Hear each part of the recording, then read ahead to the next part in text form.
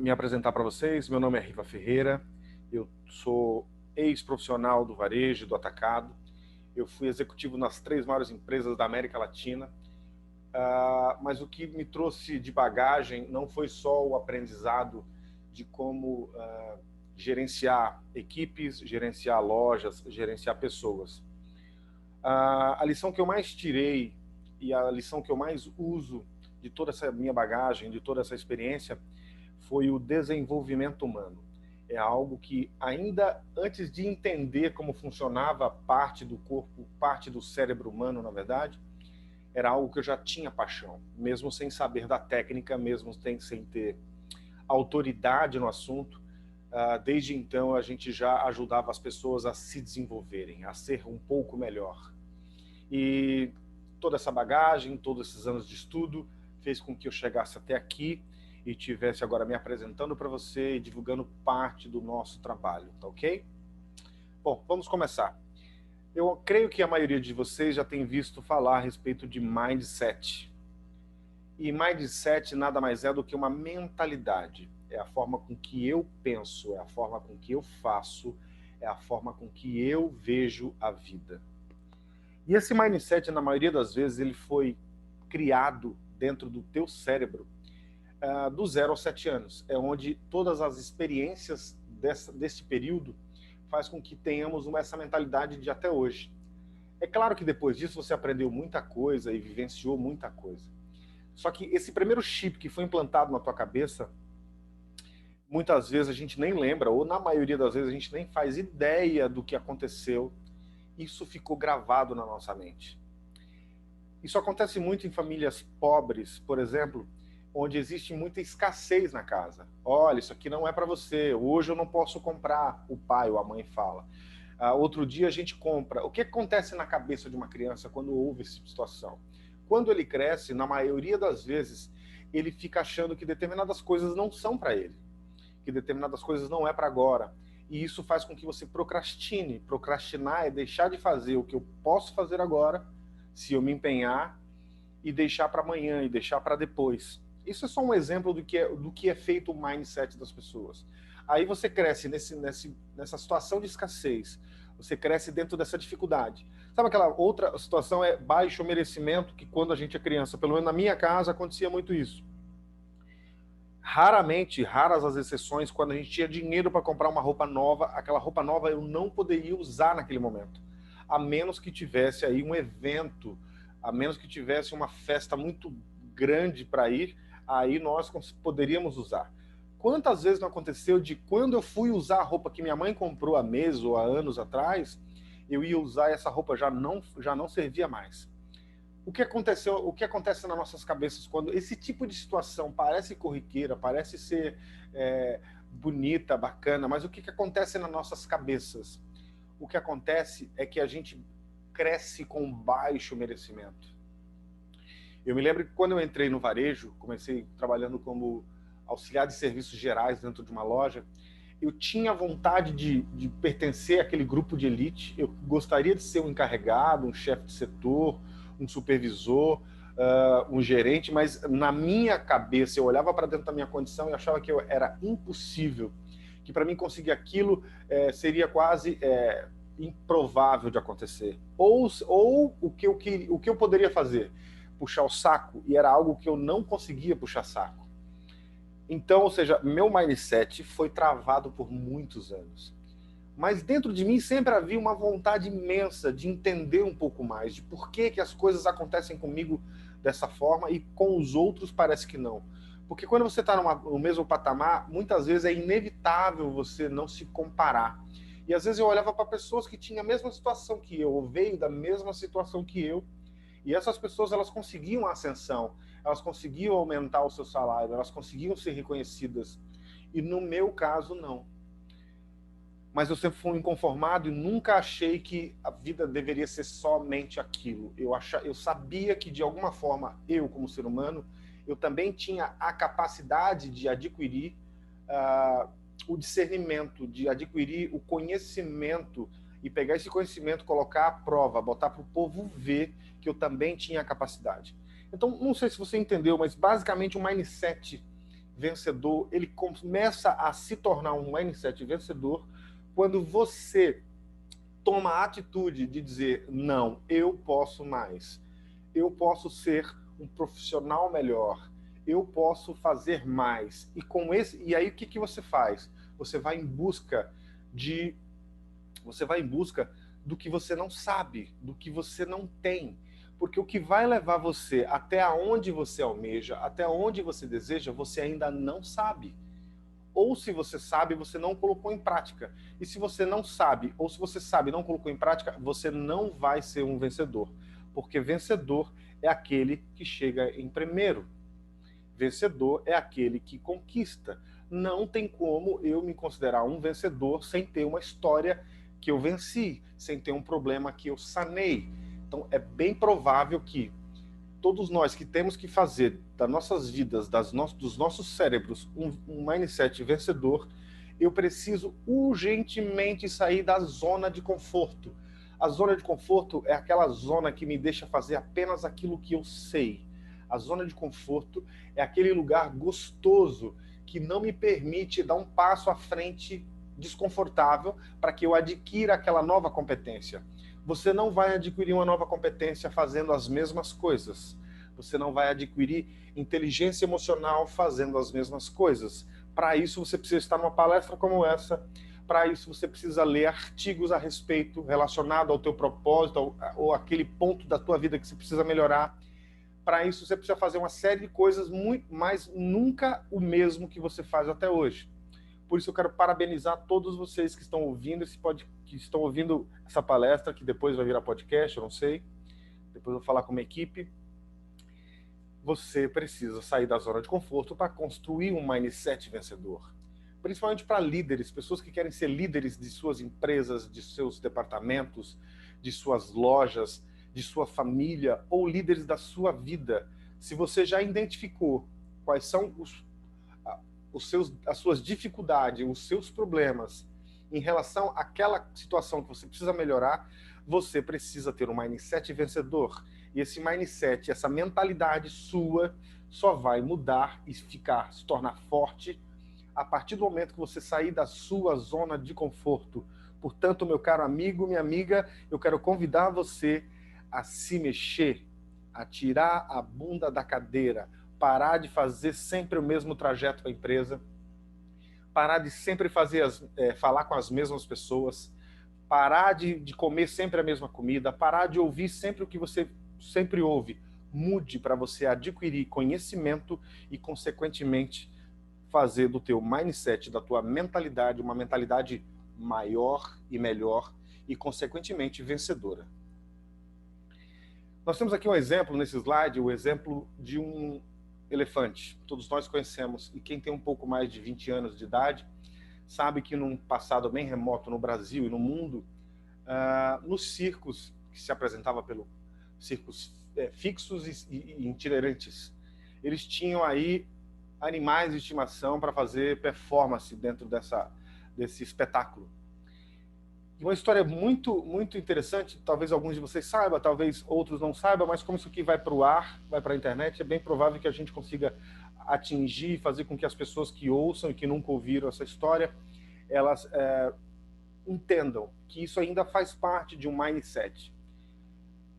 Todo circo pegava os animais pequenos, que é mais fácil de você domesticá-los, de você domar esse animal.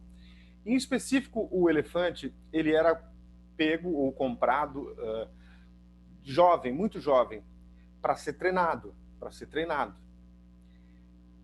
Quando acabava o treinamento, eles enfiavam uma estaca no chão, amarrava o pé do elefante nessa estaca, e ele, pequeno, jovem, tentava arrancar essa estaca e não conseguia, por conta de que ele era jovem e não tinha toda a força que um elefante adulto tem. Mas o problema pior é o que acontece. Esse elefante, ele cresce e ele é amarrado 10, 20, 30 anos depois na mesma estaca. Sabe por quê? Porque ele ainda acha que se ele tentar, ele não vai conseguir se desvencilhar dessas correntes. Ele não vai conseguir arrancar essa estaca. Pensa comigo, O elefante, quando criança, ele tentava arrancar essa estaca para ir embora, para fugir. Só que ele não conseguia porque ele não tinha força. Mas ele cresce e vira um brutamontes. Eu até imagino que se o elefante soubesse a força que ele tem, o rei da natureza não seria o leão, seria o elefante. Só que ele enraizou na mente dele, no cérebro dele, que quando ele era criança, ele não conseguia arrancar. Portanto, quando ele vira adulto, ele nem tenta. A mesma coisa acontece conosco. Aquele exemplo que eu acabei de dar a respeito da criança. Ela é criada num ambiente de escassez, ela é criada num ambiente de baixa estima, ela é criada num ambiente desorganizado. E muitas vezes por pais maravilhosos. Só que, consequentemente, eles foram criados dessa forma. E o que eles fazem? Sem o conhecimento, eles passam esse conhecimento para os filhos. Só que chegamos numa era onde as pessoas, na maioria delas, não se contentam mais com a vida que têm, não se contenta com o grau de escolaridade que tem, não se contenta mais com o nível hierárquico dentro de uma empresa, não se contenta mais com o salário que tem. Mas se eu não tenho uma base de dados, se eu não tive ou não tenho em quem me espelhar, como é que eu faço? Eu quero convidar você a refletir e dizer para você categoricamente que nós estamos vivendo no melhor tempo de nossas vidas.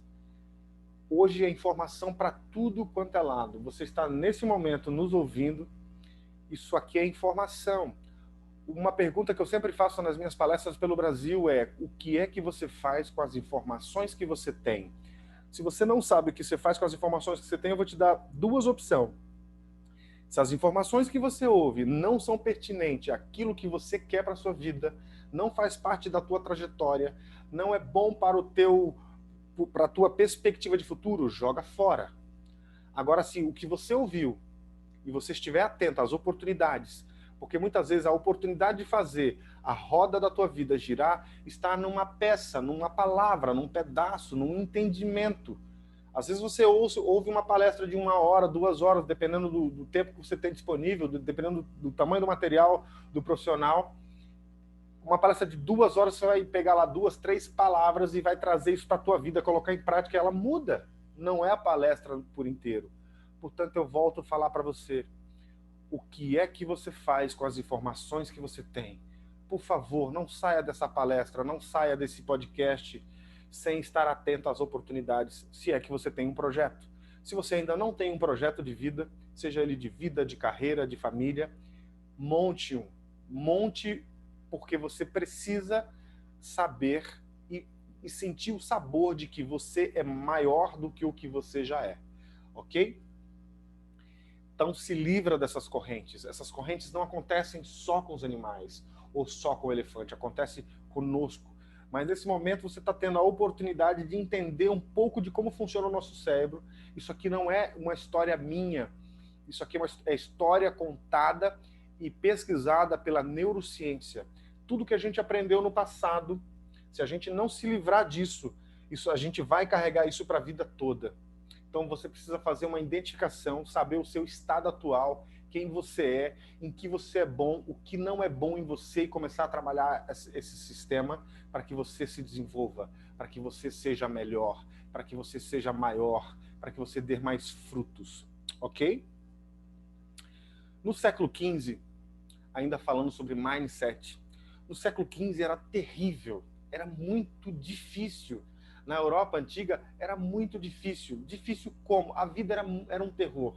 Por mais inteligente, por mais esperto, por mais bom que você fosse, qualquer que fossem as funções pertinentes daquela época, você nunca faria parte da realeza, você nunca faria parte da nobreza, do sangue azul, porque quem mandava naquela época eram reis e rainhas e seus descendentes.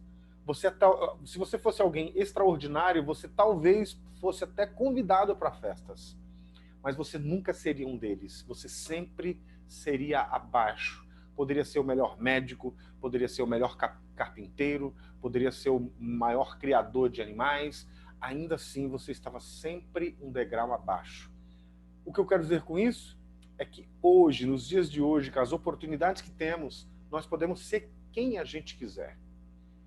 É notório, você vê hoje na TV, você vê hoje na internet, pessoas que vieram do zero, do absolutamente zero, e se tornaram pessoas incríveis dentro dos seus nichos de atuação.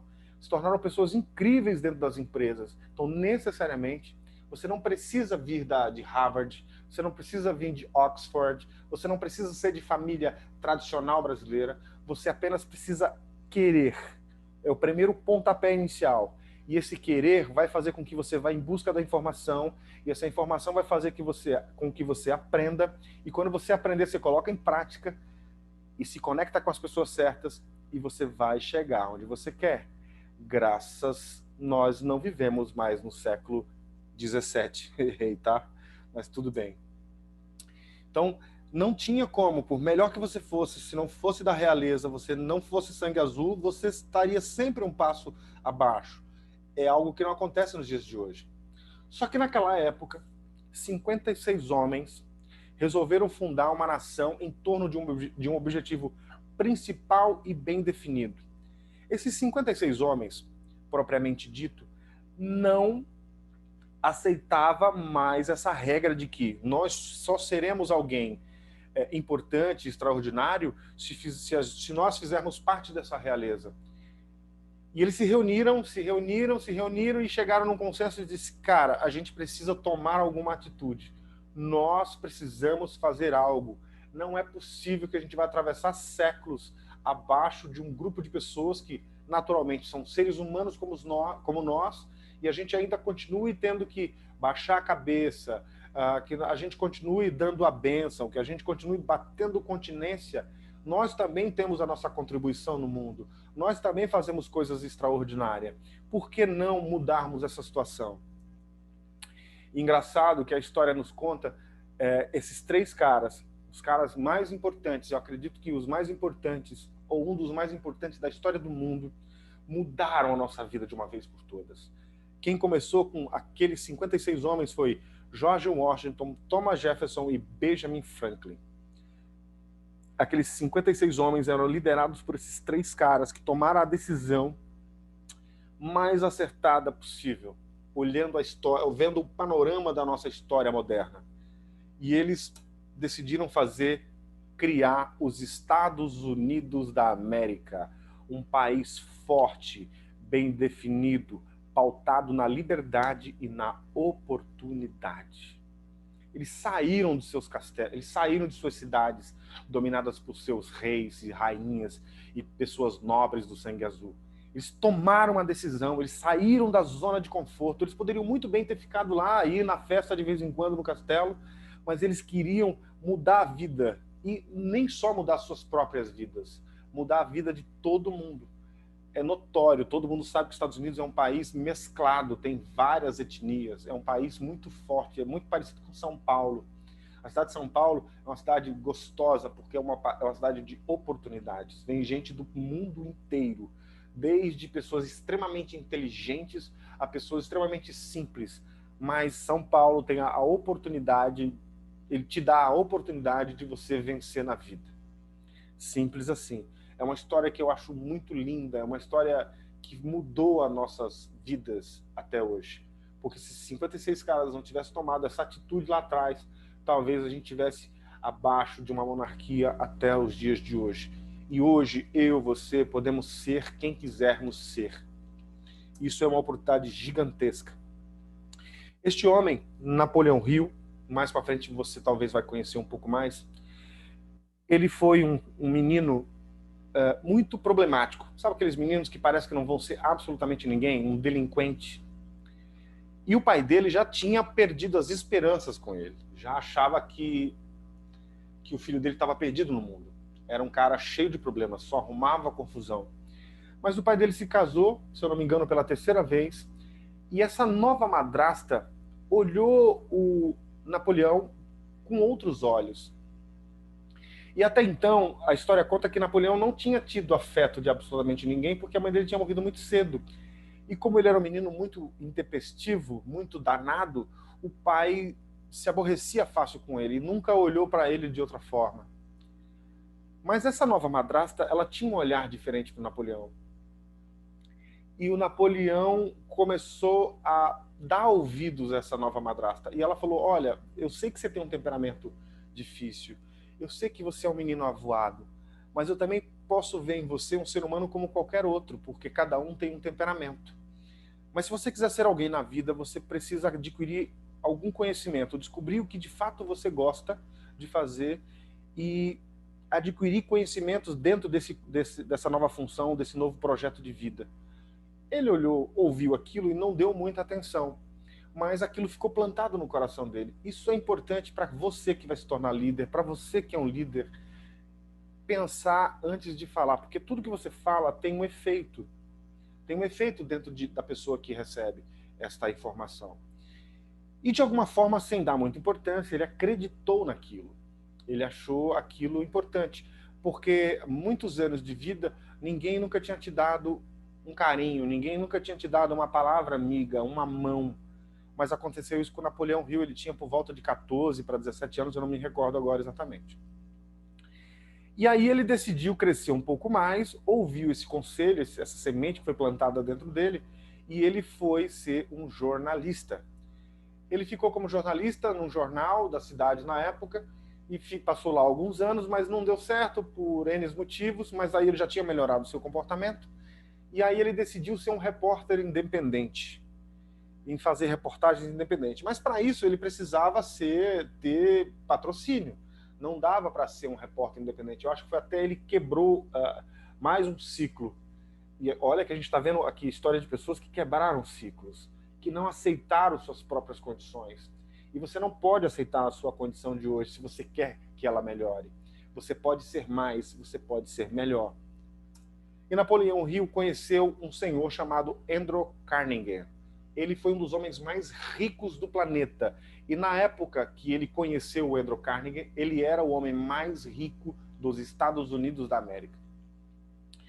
E ele tinha esse projeto de sair pelo mundo e fazendo grandes reportagens. E aí foi apresentado ao Andrew Carnegie, e o Andrew sentiu um insight e falou, cara, que bacana, eu tenho uma curiosidade, eu tenho uma necessidade, e eu acho que você é o cara certo para fazer esse trabalho.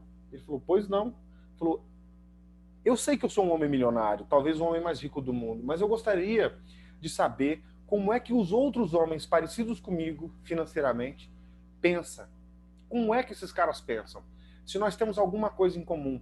E um cara como você é perfeito para fazer isso. Quanto você precisa para você rodar o mundo para fazer uma pesquisa para saber como os homens ricos e bem-sucedidos pensam?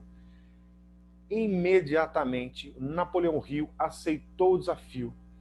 Foi pago, muito bem pago, até porque a pesquisa demorou em torno de 20 anos para ser concluída.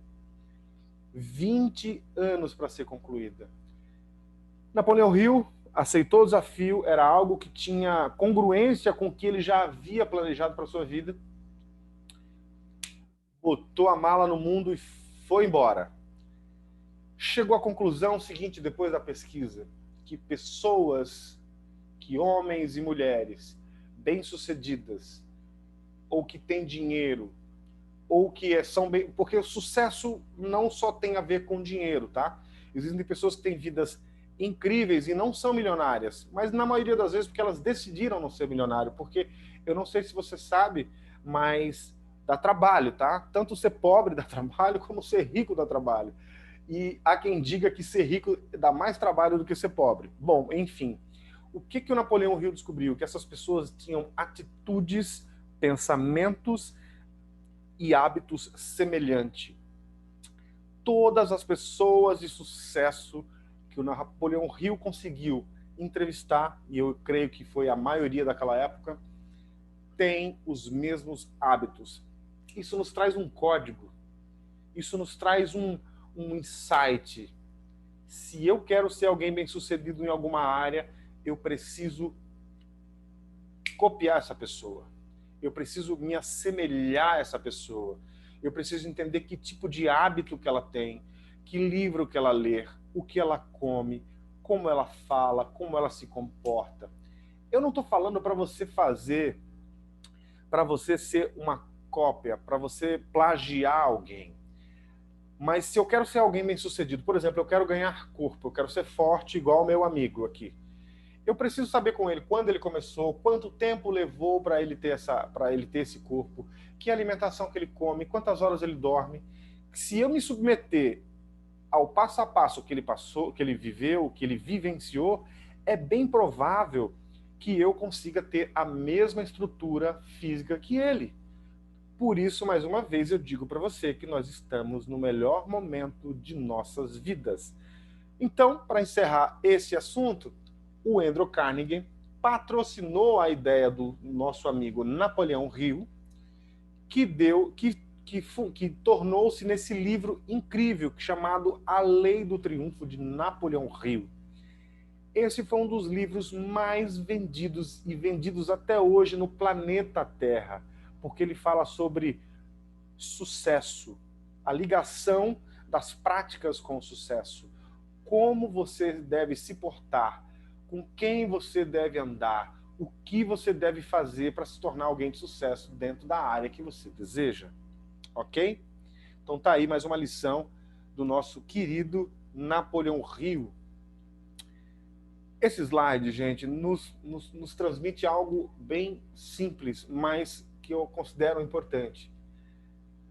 Isso é um mapa. O que eu quero dizer para você é que tanto a minha vida como a sua vida reflete neste slide. O mapa de nossas vidas, o mapa do meu pensamento, não retrata a realidade. Eu costumo dizer que o mapa não é o território. Quantas vezes você deixou de falar com alguém porque você achou que ela era antipática? Quantas vezes você perdeu uma oportunidade achando que não era para você? Quantas vezes você deixou de fazer algo que você precisava fazer, mas alguma coisa dentro da tua cabeça te proibiu, te bloqueou, te segurou para não fazer? Quando eu digo que o mapa não é o território, é que nem sempre o que eu penso é a mais absoluta verdade. Quando eu entendo que o que eu penso é verdade, se isso for para me travar, eu me torno uma pessoa travada. O que eu quero dizer para você é o seguinte: descubra quem você é, o que você quer para a sua vida e vá em busca da informação. É claro que o mundo, na verdade, não é esse mundo com centenas de países, diversas línguas. Na verdade, o mundo é o que eu vivo, é o que eu vejo, é o que eu ouço.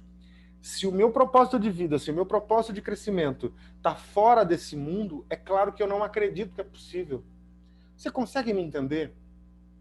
Que se você tem um mundinho fechado, é o que eu assisto, é o que eu leio, é o que eu como, é o que eu bebo, é com quem eu falo. Toda vez que minha alma sonha em algo que é maior do que isso, o meu cérebro encontra uma dificuldade. Ele me diz automaticamente que não é para mim, que eu não vou conseguir. O que eu quero dizer é que o mapa da tua cabeça não é o território. E trazendo para os dias de hoje, quantas vezes você está sendo guiado pelo GPS, e o GPS vai e te manda entrar numa rua, e essa rua virou contramão? Nem o GPS, nem o GPS, nos dias de hoje, ele consegue mapear exatamente em 100% de qual é se o trajeto ele é possível passar por ele. Agora imagina a nossa mente baseada e criada dentro do nosso mundinho, tá? Outra coisa, ninguém sabe de absolutamente tudo. Por isso a importância do network, a importância de você se conectar com pessoas diferentes do ciclo que você já se conecta. E eu vou ser mais ousado ainda. Presta atenção no teu ciclo de amizade, presta atenção com as pessoas que te cercam, presta atenção com as pessoas que te influenciam diretamente. Se o que elas fazem, se o que elas diz para você tem alguma congruência com aquele planejamento de vida. Porque, por exemplo, se eu quero aprender amanhã a ser um manicure, eu preciso andar com o melhor manicure possível.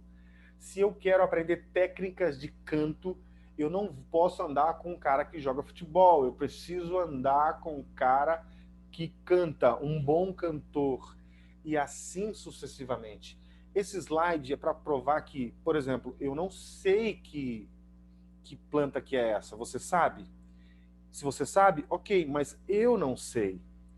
Por exemplo, você conhece esse tipo de plantação? Essa aqui eu conheço, mas a outra eu não conheço. O que eu quero dizer é que, por isso a importância de nos conectar com pessoas diferentes, mas de preferência com pessoas que tenham o mesmo propósito ou que chegaram onde eu gostaria de chegar. Tá bom? Por hoje é só. Um forte abraço. Muito obrigado pela atenção de vocês. Foi um prazer imenso. E, por favor, não deixa de ir lá na nossa rede social, é Riva Ferreira Oficial. E até a próxima. Um abraço.